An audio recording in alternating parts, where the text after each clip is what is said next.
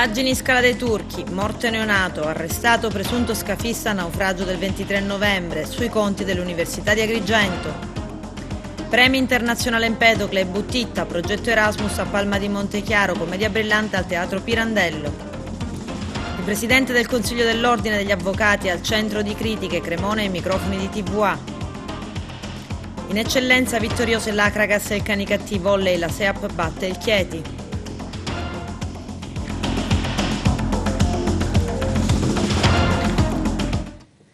Bentrovati gentili telespettatori al nostro appuntamento con l'informazione. Come avete sentito dai titoli, la Procura apre un'inchiesta sulla Scala dei Turchi ed il drone di Mare Amico. Oggi mostra un nuovo video in cui si vede il potenziale nuovo pericolo. C'è il servizio.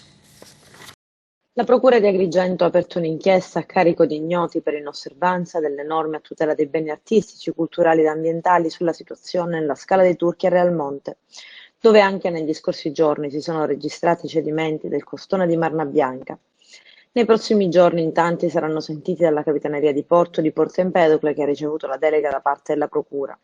La Scala dei Turchi è uno dei tratti di costa più suggestivi della Sicilia sul litorale agrigentino, candidato a diventare patrimonio dell'UNESCO, che si sta sbriciolando. A lanciare l'allarme nei giorni scorsi, documentando con foto e video brevi stacchi, è stata l'associazione ambientalista Mare Amico. E dopo questa nuova denuncia, la Procura di Agrigento, coordinata dal procuratore Luigi Patronaggio, ha aperto un fascicolo d'inchiesta a carico di ignoti. L'eccessiva cementificazione tutto intorno ha modificato il normale del flusso delle acque meteoriche e poi l'esagerata frequentazione dei luoghi ha fatto il resto, ha spiegato Claudio Lombardo, responsabile di Mare Amico. Ormai sono anni che documentiamo l'abbandono di questo luogo. Urge una programmazione e una seria gestione del sito con il contingentamento delle presenze. Ed oggi un nuovo video con cui Mare Amico mostra come l'occhio del drone ha scoperto migliaia di altri massi a rischio crollo nei lati della collina che sovrastano la Scala dei Turchi. Le pietre che sono venute giù negli scorsi giorni, si legge in una nota dell'associazione ambientalista, non sono nulla rispetto a ciò che rischia ancora di cadere.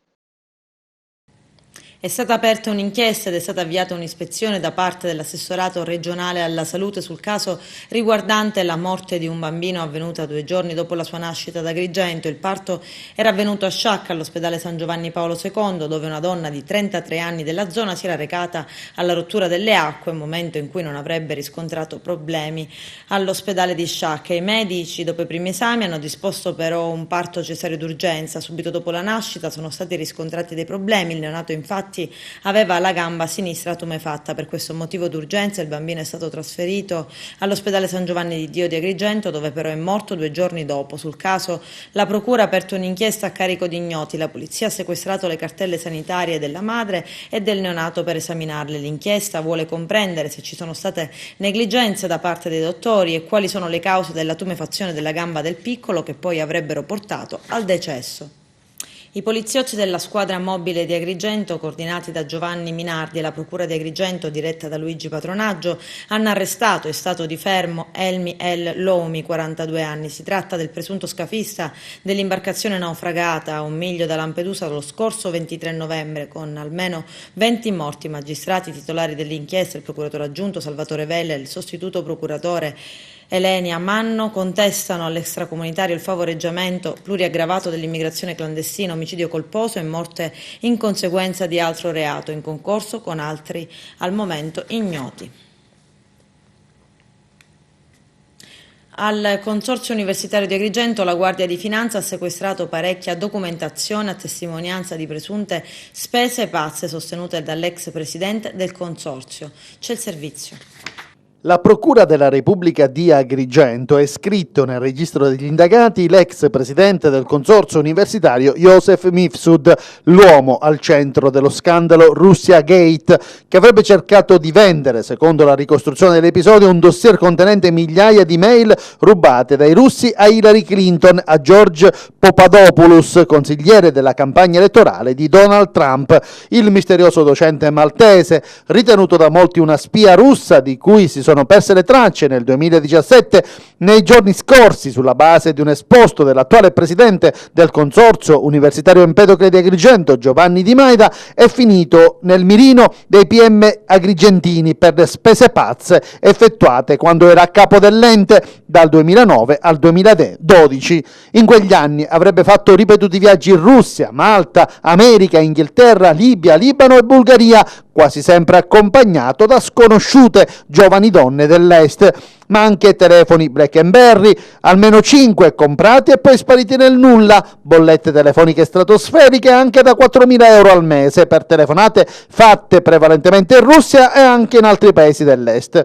Un buco da oltre 200.000 euro. Il procuratore aggiunto di Agrigento, Salvatore Vella, e il pubblico ministero Chiara Bisso, dopo aver aperto un fascicolo contro ignoti per le accuse di abuso di ufficio e truffa, lo hanno adesso formalmente iscritto nel registro degli indagati anche per l'ipotesi di peculato. L'ufficio inquirente agrigentino ha attivato le procedure per la notifica, molto complesse anche perché i sospetti sono quelli che possa non essere più in vita. I carabinieri della stazione di Sciacca hanno dato esecuzione ad un decreto di sequestro preventivo per un valore di 130.000 euro nei confronti di una società olearia operante nelle campagne appena fuori dal centro abitato. Il provvedimento è stato emesso dal Tribunale Saccense su richiesta della locale Procura della Repubblica e fa seguito a una tempestiva indagine condotta dai carabinieri sotto il coordinamento della Procura. Si tratta di una maxi truffa ai danni dell'INAIL. L'attività investigativa, partita proprio da una segnalazione da parte del personale dell'INAIL, ha infatti portato alla luce una vera e propria truffa ai danni dello stesso istituto. Nello specifico, i carabinieri hanno appurato che la società olearia in questione, dopo aver ricevuto un finanziamento di 130.000 euro per il rinnovo dei macchinari utilizzati per la spremitura delle olive, vale a dire per l'acquisto di nuova tecnologia con requisiti di maggiore sicurezza, avesse in realtà mantenuto in uso parte dell'attrezzatura vetusta, installando altri macchinari comunque non adeguati agli standard previsti, ma accompagnati da false certificazioni attestanti la massima garanzia di sicurezza. Gli accertamenti hanno in sostanza permesso di acclarare che l'impianto in uso, nonostante il contributo pubblico, non era conforme al progetto finanziato, non presentando pertanto standard di sicurezza conformi a quelli previsti. Il presidente dell'Ordine degli Avvocati di Agrigento, Antonio Maria Cremona, eletto meno di 10 mesi addietro, è stato oggetto di critiche da parte dai colleghi che compongono il Consiglio. L'intervista del nostro direttore Arturo Cantella. Siamo con il Presidente dell'Ordine degli Avvocati di Agrigento, eletto nell'aprile del 2019. Avvocato, un breve bilancio della sua attività. Bilancio assolutamente no. Io posso spiegare perché mi sono candidato e perché ho accettato l'incarico di fare il Presidente, per dei miei precisi obiettivi. Il primo obiettivo è servire il cittadino per dare una giustizia quanto è più possibile umana e giusta, sia dal lato civile sia dal lato penale, per una oculata spesa dei soldi nostri, cioè degli avvocati. Gli avvocati non devono subire una spesa che non è giustificata, imposta dalla legge, quindi tutto quello che si può risparmiare deve andare a favore degli avvocati. Se il contributo obbligatorio si può diminuire di 5 euro, di 1 euro, di 50 euro, l'obiettivo deve essere assolutamente questo. La trasparenza. Che significa la trasparenza? I bilanci devono essere fatti in modo, tra l'altro la legge lo obbliga, in modo che veramente chi lo legge sa se si sono spesi soldi per la luce, se si sono spesi soldi per i pranzi, se si sono spesi soldi per una determinata attività. Dunque il bilancio deve essere analitico, perché solo un bilancio analitico può permettere a tutti i colleghi di controllarlo. E inoltre il bilancio deve essere accompagnato dalla possibilità per i colleghi di controllare le pezze giustificative. Quindi assolutamente non posso parlare di un bilancio, perché come i cittadini devono sapere e come gli avvocati sanno, al COA siamo 15, il Presidente propone, ma poi devono essere 14 consiglieri ad approvare la proposta del Presidente, tranne quei piccoli poteri che la legge lo obbliga se vi sono dei casi particolari. Nonostante ciò hanno chiesto le sue dimissioni da Presidente del Consiglio dell'Ordine? Purtroppo non posso né confermare né smentire questa notizia, perché i cittadini non lo sanno, ma gli avvocati lo sanno tutte. Ci sono delle norme imperative che mi vietano di fare questi tipi di esternazioni. Non confermo né nego. Ma la notizia è uscita però. Sì, l'ho letta pure io che la notizia è uscita e mi meraviglio come i giornali. È uscita, intanto è una parola che parrebbe una conferma. Dunque ho letto questa notizia e mi meraviglio che i giornali, malgrado qua ho un abile giornalista che mi mette sotto torchio, e le fonti non si possono chiedere, lo sappiamo, la legge non si possono chiedere, però siccome diffondere queste notizie è severamente vietato, io devo credere che i giornalisti hanno, se la notizia fosse vera, hanno poteri divinatori, e quindi mi congratulo. Quindi lei ora cosa farà sostanzialmente? Io rispetto la legge, per me la legge è un imperativo giuridico, dunque farò che cosa? Continuerò nella mia attività a cercare di raggiungere quei 3-4 obiettivi che vi ho detto, e quindi il bilancio si potrà fare quando faranno i 4 anni, certo è una cosa sicura. L'essere consigliere va visto come un servizio, per cui ognuno di noi che vede, e sicuramente colleghi, persone splendide, lo vedono pure come un servizio, e quindi io credo che ogni volta, anche se ci sono i risvolti simpatici, ma solo questi, io credo che ognuno di questi 15 consiglieri diciamo: ma quando finisce questo impegno che mi toglie tempo al lavoro, e il danno economico è incalcolabile, alla famiglia e allo svago. Dunque farò quello che la legge mi impone, perché per me il diritto, e chiaramente per tutti i colleghi, non è un optional. Su iniziativa dell'Accademia di Studi Mediterranei ad Agrigento, al Museo Archeologico Griffo, la 26esima edizione del Premio Internazionale Empedocle per le Scienze Umane in memoria di Paolo Borsellino. Vediamo. Nell'ambito dell'Accademia di Studi Mediterranei di Agrigento si è svolto sabato scorso il Premio Internazionale Empedocle per le Scienze Umane in memoria del magistrato Paolo Borsellino, giunto alla 26esima edizione.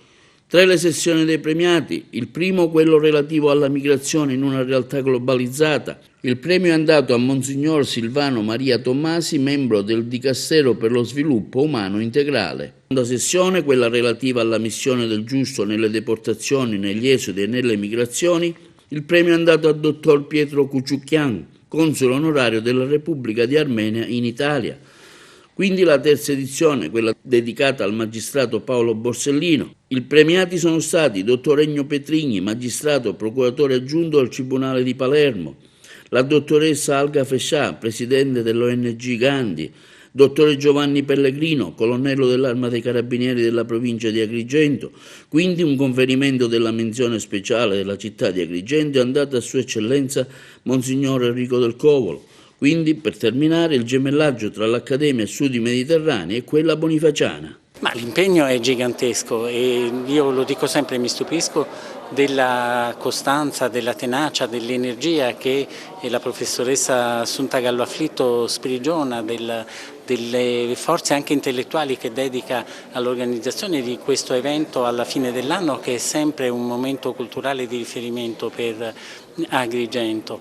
Ieri abbiamo parlato dei giusti, oggi continueremo ad occuparci di temi fondamentali come l'immigrazione, come il ruolo del giusto in alcune fasi critiche della società, e poi ci sarà la sezione dedicata al giudice Borsellino a conclusione con la concessione degli ambiti premi Empedocle.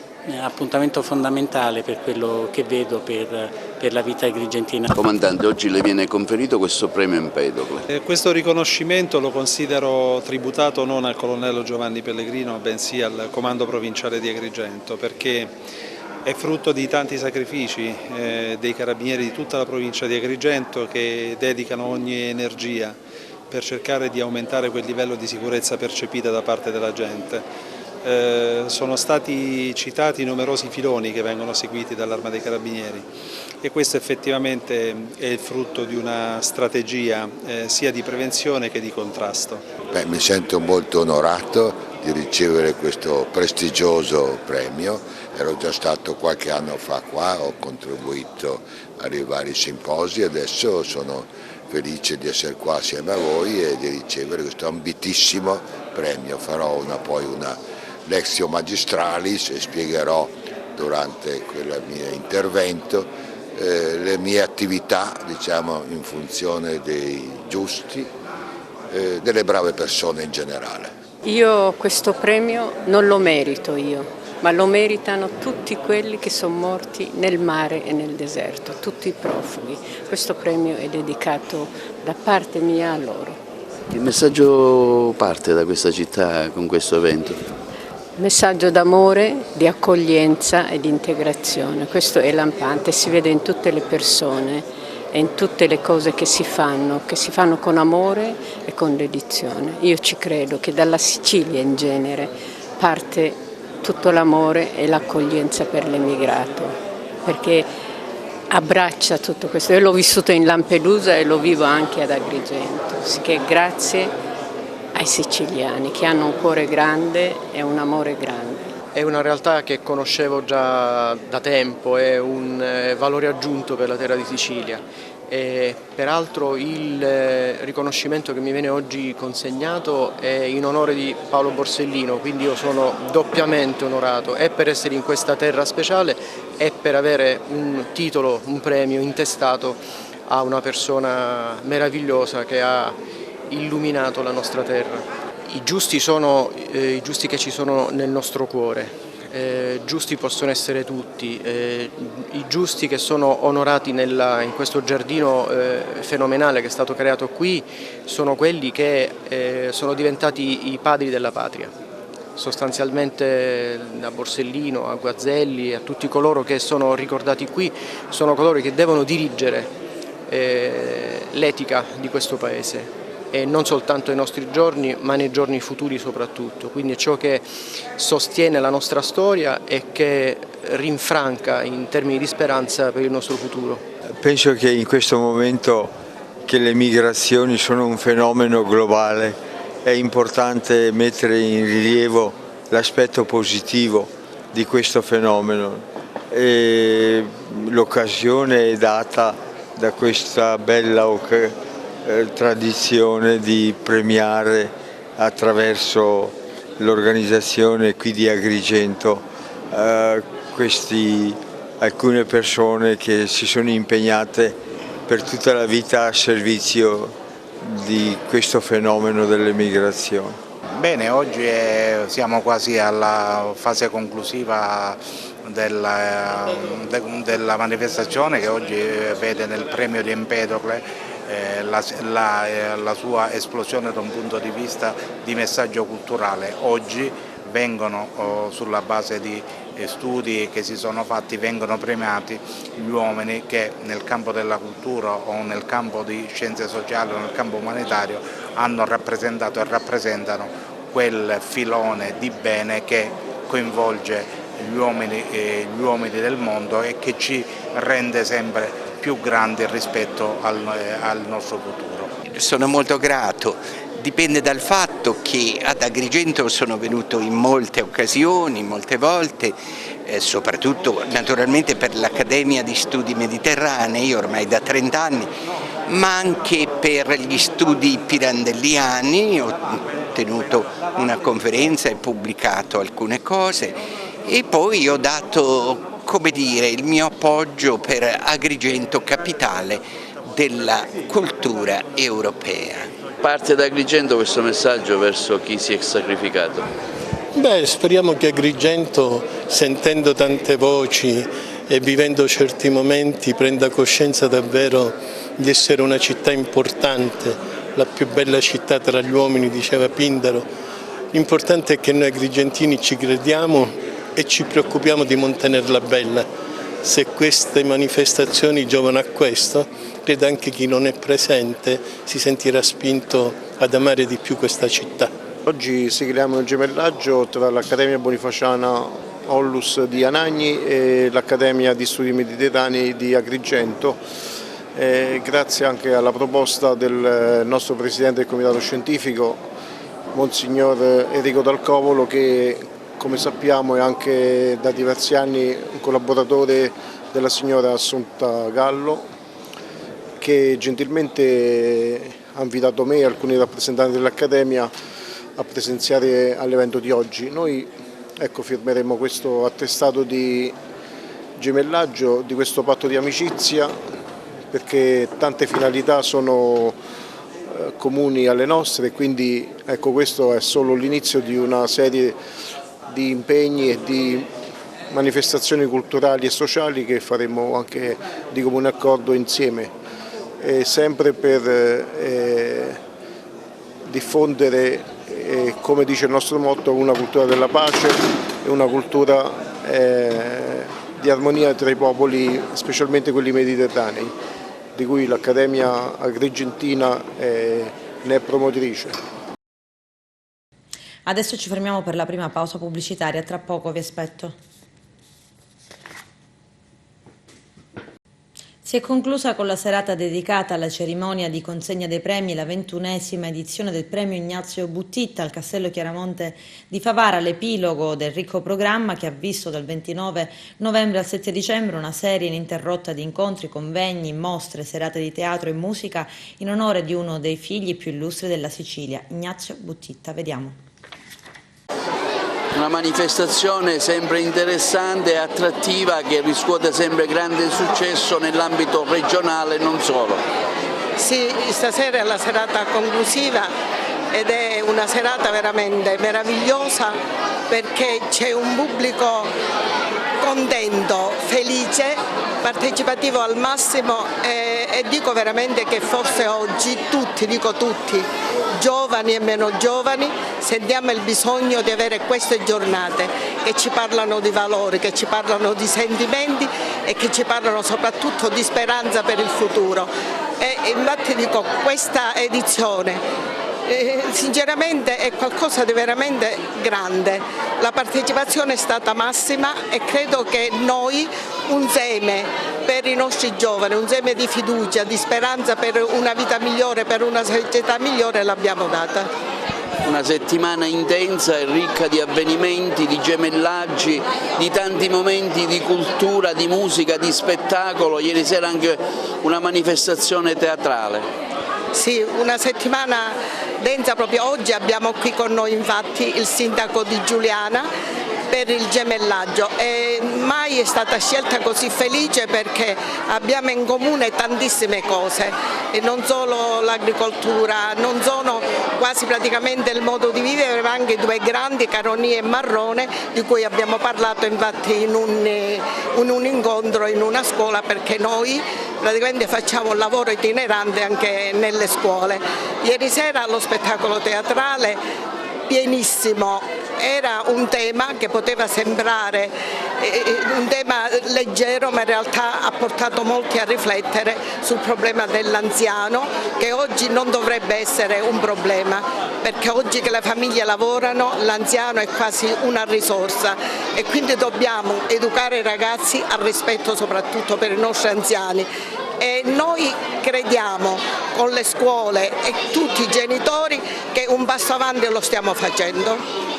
Quando si parla di cultura è sempre importante e devo ringraziare io sia il presidente dell'associazione sia il dottore Lillo Montaperto per averci creduto e averci invitato a fare questo gemellaggio con Favara, perché sembrava che non avevamo niente, diciamo, in comune, invece abbiamo scoperto che abbiamo sia il Castello Federiciano costituito intorno al 1100, sia due giusti tra la nazione come il dottore Marrone e il professore Caronia. Quindi è una cosa straordinaria che noi abbiamo, come dire, presentato nel convegno, nella 21esima edizione del convegno organizzato dalla professoressa Lina Usso Gucciardino.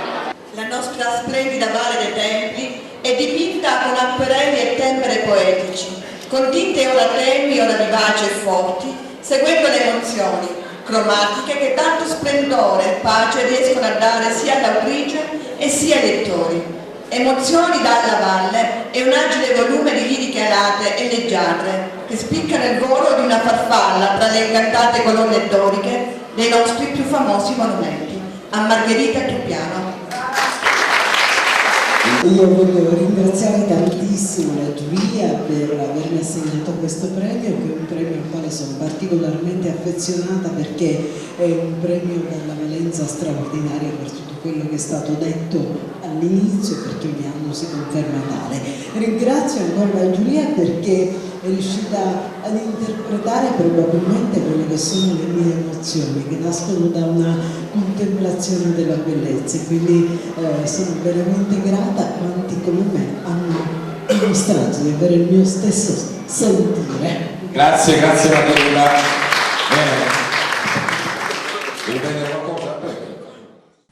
Al via il progetto Erasmus sulla consapevolezza ambientale che vede come protagonista la scuola Cangiamila di Palma di Montechiaro. I particolari con il nostro direttore Arturo Cantella. Inizia questo progetto Erasmus, oggi è il primo giorno di accoglienza di una delegazione di docenti stranieri che da Palma di Montechiaro, siamo qui appunto al comune dove sono stati ricevuti dal sindaco, attueranno un itinerario in tutta la provincia. Ecco, ne parliamo con chi li ospita, il preside dell'Istituto Cangiamila, Dorsi. Intanto grazie per essere intervenuti a questa grandissima manifestazione che vede forse un fatto unico, una scuola un istituto comprensivo, cioè una scuola dell'obbligo, impegnarsi nella progettazione Erasmus, e parlo soltanto della provincia di Agrigento.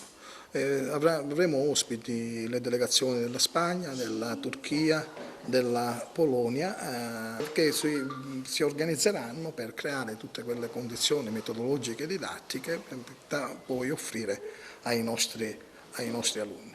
Devo dire che ho trovato molta collaborazione fra le attività, fra le amministrazioni, in primis il sindaco di Palma di Montechiaro Stefano Castellino, così come anche il dottore Tirinnocchi per il teatro Pirantello, poi il presidente dell'associazione Mare Amico Lombardo, che è proprio la tematica che noi tratteremo con l'ambiente per questo meeting che si terrà per 5 giorni, e poi in ultimo anche il sindaco di Favara che ci ha messo a disposizione anche una guida per rivisitare i luoghi di Favara. Una bella sfida che noi cercheremo di portare avanti, di concluderla e di creare tutte quelle condizioni che migliorino l'attività della nostra scuola in una interazione globale, europea, europeista, ma soprattutto fatta di relazioni e di scambio di esperienza. È un'occasione fondamentale e facciamo i complimenti all'Istituto Comprensivo Cangiamila e al dirigente professore Eugenio Dorsi per questa importantissima iniziativa. Per noi è un privilegio poter accogliere le delegazioni di diversi paesi nella nostra casa comunale. sia io come in qualità di sindaco, quindi li ringrazio e do ancora una volta il benvenuto a titolo personale a nome della città, così come la mia giunta e l'assessore che è qui accanto che insieme a me sta seguendo questa importantissima iniziativa.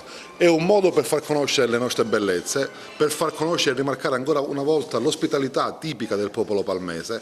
È un'occasione credo unica, come se ne presentano veramente poche, per trasmettere e far veicolare la nuova immagine del nostro comune, un comune che finalmente si sta proiettando in un tessuto non solo regionale e nazionale ma ormai di fatto internazionale, per far conoscere la nostra storia millenaria, le nostre bellezze e soprattutto la bontà del nostro popolo. Un esempio virtuoso che andava attenzionato nel modo dovuto da parte del Parlamento regionale. Ringrazio per l'invito il dirigente scolastico Dorsi e l'amministrazione comunale con in testa il sindaco Castellino e l'assessore Dorsi e il presidente del Consiglio Cicolone. È sicuramente un esempio virtuoso. Palma di Montechiaro dimostra ancora una volta di avere intrapreso un cammino che la porterà sicuramente a migliorare e a migliorarsi attraverso non solo la sinergia ma anche in tutti i campi che vedo attenzionano. Vengono dalla Polonia, sono molto Romania. Sono ovviamente fieri e contenti di trovarsi tra di noi e sarà un momento di crescita culturale per tutti quanti, tenendo sempre in considerazione l'obiettivo fondamentale che accomuna questo progetto, cioè dire la protezione e la salvaguardia dell'ambiente. We are the delegation from Poland. I colleghi vengono dalla Polonia, dalla zona nord della Polonia, sono anche loro molto contenti di trovarsi qui con noi oggi, sempre tenendo come punto fondamentale l'obiettivo, tenendo in conto dell'obiettivo fondamentale del nostro progetto Erasmus, che è appunto la salvaguardia dell'ambiente anche in Polonia. Sono molto sensibili a proposito della salvaguardia dell'ambiente naturale. Tre grandi attrici al Teatro Pirandello di Agrigento con la commedia Le tre figlie di Eva. C'è il servizio. Tre donne sull'orlo di una crisi di nervi sono legate allo stesso uomo, un politico spregiudicato, corrotto e doppiogiochista, candidato premier alle imminenti elezioni. Elvira è la sua assistente perfetta, Vicky la moglie e Antonia la ricercatrice universitaria che sta aiutando il figlio del politico a laurearsi. Hanno portato in scena questa storia sul palco del Teatro Pirandello di Agrigento la Cucinotta, la Belvedere e l'Andreozzi. Una commedia fresca e brillante dal titolo Le tre figlie di Eva, scritta dalla penna di Michele Andreozzi, Vincenzo Alfieri e Grazia Giardiello, con la regia di Massimiliano Vado. Le scene sono di Mauro Paradiso, i costumi di Laura Di Marco, le foto di Fabio Lovino. Uno spettacolo che apre a moltissime riflessioni, con leggerezza racconta le ingiustizie della società moderna. Le tre donne sono anche di più: Elvira una specie di Richelieu, una grande donna dietro un grande uomo. Vicky è l'artefice della fortuna economica del marito e Antonia una professoressa che vende voti all'università. L'uomo, dopo averle usate per arrivare in vetta, le scarica senza mezzi termini. Elvira scopre che ha firmato dei documenti che la possono incastrare, si ritrova ad essere intestataria di società fallimentari. Vicky viene lasciata per una miss appena maggiorenne. I detenuti del carcere di Palermo Pagliarelli hanno realizzato un presepe fatto con materiali di riciclo, una loro creazione che partecipa alla mostra di Palazzo Cutrò a Bagheria attraverso un video. Ve lo mostriamo. So this is Christmas, and what have you done? Another year over, and you won't just be gone. And so this is Christmas, I hope you had fun. The near and the dear ones, the old and the young. A very Merry Christmas and a Happy New Year. Let's hope it's a good one.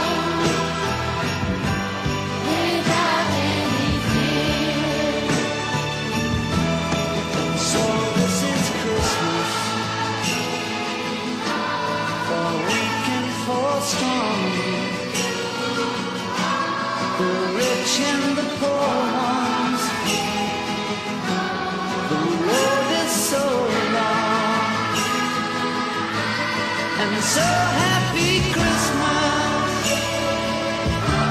for black and for white, for yellow and red one. Let's stop all the fight. Merry, Merry Christmas and a Happy New Year. Let's hope it's a good one without any fear. So this is Christmas, and what have we done? Another year over, and a new one just begun. And so happy Christmas, we hope you have fun. The near and the dear one, the old and the young. Merry, Merry Christmas and a Happy New Year. Let's hope it's a good one without any fear. What is over if you watch it? What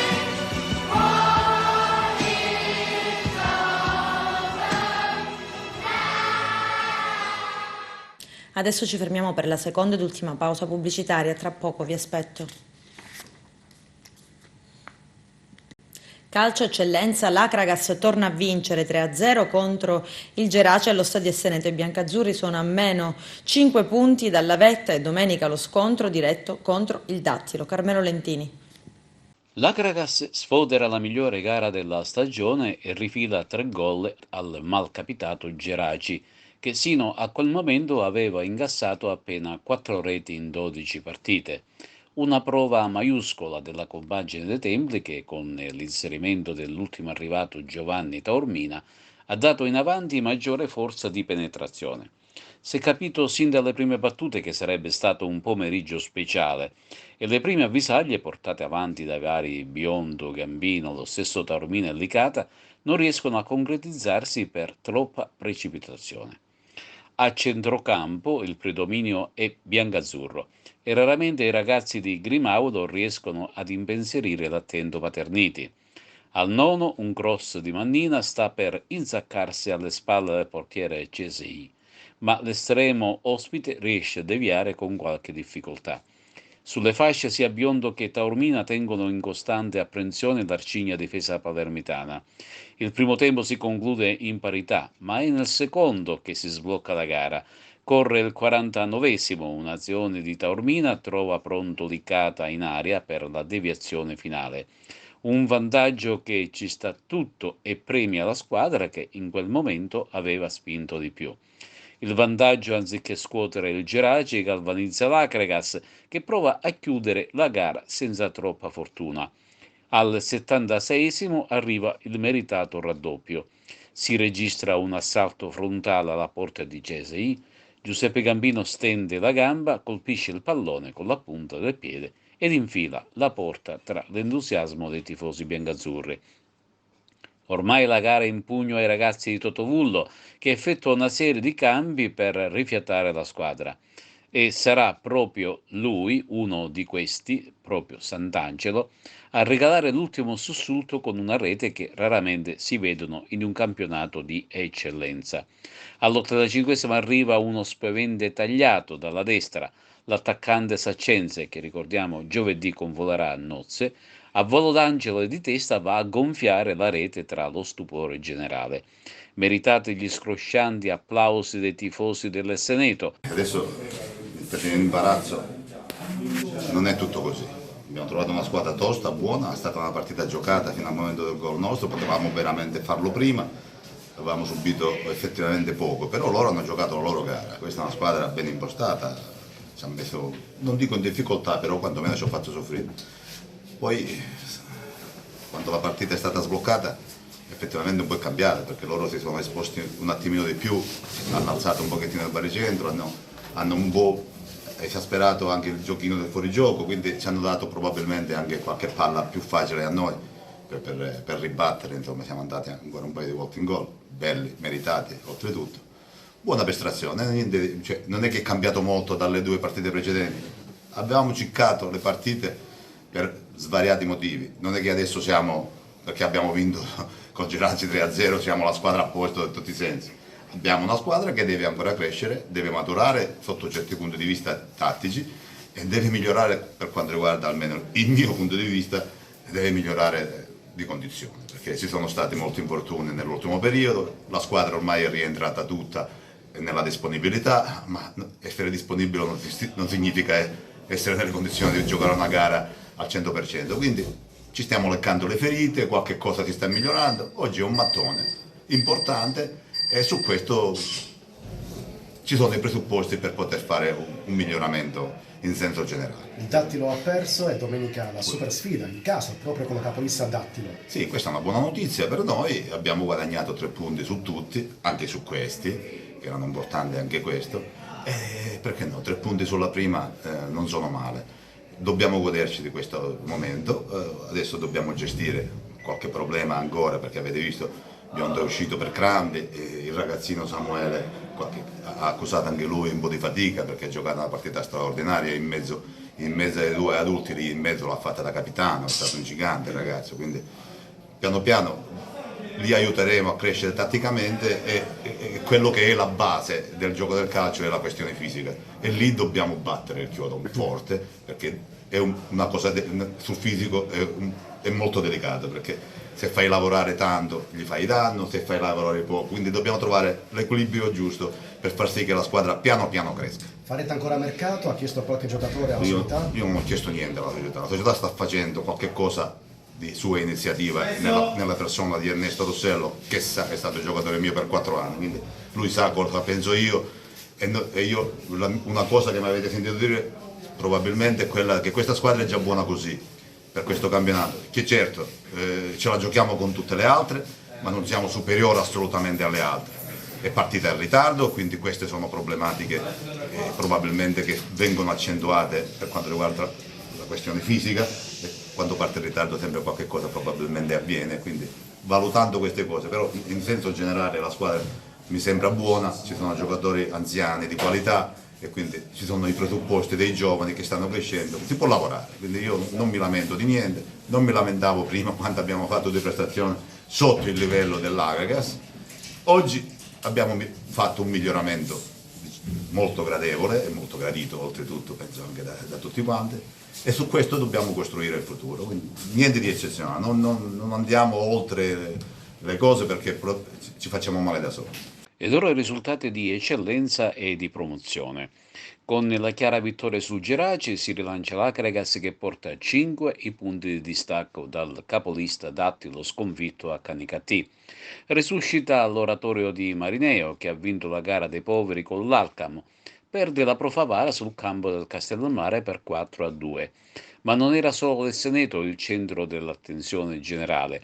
Lo è stato anche il Saraceno di Ravanusa, dove si è registrata un'epica battaglia che ha sancito la vittoria del Canicattì grazie alla doppietta dello scatenato ultimo arrivato Matera e la rete di Malluzzo. Ciò ha permesso al Canicattì di guadagnare 3 punti preziosissimi. Vincono il rinnovato Mazzara 2-0 con il Forte Cussi Palermo e la Parmonval fuori casa con il Misilmeri. Vittoria interna anche per la Sangataldese che supera la Cefaledium per 3-1. Nel campionato di promozione Girone A, la lotta per la vetta sembra essersi ristretta tra 2 squadre agrigentine, Castertermini ed Unitas Sciacca. La prima continua a sbalordire, superando di slancio il Bagheria per 5-2, grazie alla tripletta dello scatenatissimo di Piazza e le reti di Giuliano ed Agnello, mentre la seconda con qualche sofferenza riesce a superare l'ostacolo mazzarese per 1-0 con rete di Bongiovi. Segue più staccata la Folgore di Castelvetrano che pareggia all'Ercara 2-2. Vince e sale lentamente la classifica l'Empedoclina, che supera in casa il Città di Casteldaccia con una rete di Dumbia. Perde di misura la Gattopardo 1-0 sul misura dell'Ascari. Chi va di male in peggio è invece il Camarat, che viene superato a Caltanissetta dalla Nissa con il risultato di 4-2. È uno dei tanti misteri che nella stagione 90-91 l'Acquavera insieme alla FIGC del CONI istituirono questo trofeo Acquavera. In pratica le società dilettantistiche hanno avuto la possibilità di realizzare uno stadio attraverso un finanziamento di 1 miliardo e 200 milioni di allora, 400 milioni per 3 società appunto di calcio. L'allora formazione denominata Nuova Acragas conquistò il premio, 400 milioni appunto per uno stadio da realizzare. Come tutte le cose che caratterizzano questa città, fu un premio sulla carta perché nonostante la vittoria finale conseguita allo Stadio di Marmi di Roma, la società non usufruì del premio perché non fu individuata l'area dove appunto realizzare il campo di calcio e di conseguenza i 400 milioni tornarono nuovamente nelle casse dell'Acquavera, della FIGC e del CONI. Dunque, questo libro praticamente parla del torneo del periodo 90-91, quando in Serie A ci fu una grande sorpresa, lo scudetto della Sampdoria di Viale e di Mangini e dell'allenatore Boscov.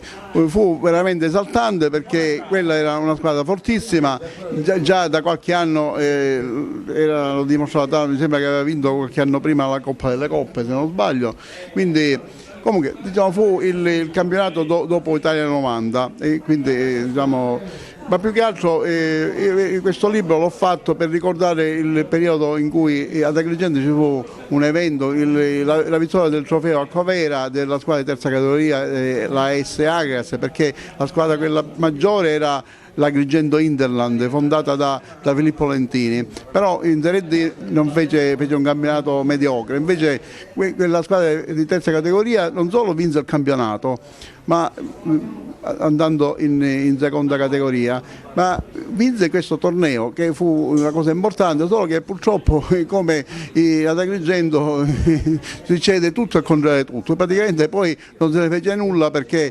il comune a quanto pare non diede l'indirizzo a un terreno che avevamo portato per costruire lo stadio e quindi si sono persi i soldi, sono tornate al mittente. Ma io con l'occasione voglio dire che lo stesso successe pure per l'impianto di illuminazione, che io mi ricordo, io ero funzionario del comune, mi ricordo, sentivo dire che avevano stanziato 500 milioni per l'impianto di illuminazione, purtroppo per motivi di sovrintendenza, che non c'era un accordo tra comune e sovrintendenza, praticamente non hanno voluto dare nulla osta e quindi si è perso il finanziamento di 500 milioni. Ecco perché poi questo diciamo, è stato anche la causa antica, la causa antica degli sfasci degli ultimi anni. Ma per me l'esperienza australiana è stata una delle più belle esperienze che ho vissuto sia nel mondo sportivo che sia nella vita, perché l'Australia è un posto meraviglioso. In più se aggiungiamo che diciamo, sono stato 3 anni, ho fatto 3 campionati, ho vinto 2 scudetti, di cui il terzo l'ho perso in finale nel 90, proprio nel 90. Hai mancato il triplete? Avrei fatto il triplete, almeno potevo rispondere agli interisti con il triplete. Comunque è stata una bella soddisfazione perché, come ti ripeto, sia per il modo di vita che a livello sportivo, perché io fino a 3 anni fa ero l'unico giocatore italiano ad aver vinto 2 titoli in terra straniera, dalla prima alla Serie A, dai giocatori dalla prima categoria alla Serie A. Adesso sono aggiunti vari Verratti, Sirico, Criscito e sono il 4º giocatore. E dire che in Australia tutti parlano, dice vabbè ha vinto in Australia, ma in Australia sono stati giocatori come Del Piero, Graziani, Benny Carbone. Volley B1 femminile, la SEA Paragona batte il Chieti 3-0, i particolari con Lello Casesa.